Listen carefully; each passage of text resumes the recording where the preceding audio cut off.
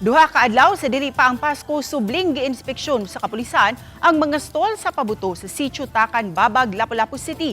Sila si Police Regional Office 7 Director Police General Rodrigo Maranan ug Regional Civil Security Unit 7 nga si Police Colonel Elmer Cinco ang nangulo sa inspeksyon.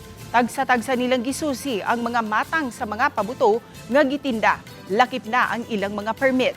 Matud sa Regional Director, wa sila'y nakitang mga gidili nga mga pabuto nga gitinda ug hitsa sa mga permit ang mga naninda. Apan aduna sila'y nasita nga usa ka vendor kay daw nagtaod kini og stick ngadto sa gibaligyang kwitis. Samtang subling pahinumdum sa mga kapulisan nga gidili ang pagbaligya og mga firecrackers ug pyrotechnics online.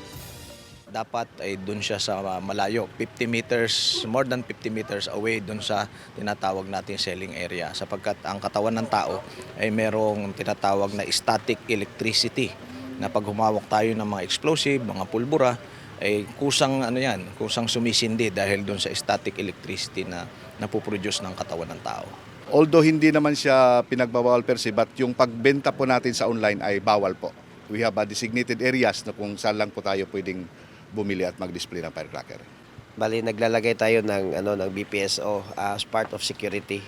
And then, every night, foot patrol naman tayo dito para makita natin ba yung safety nila.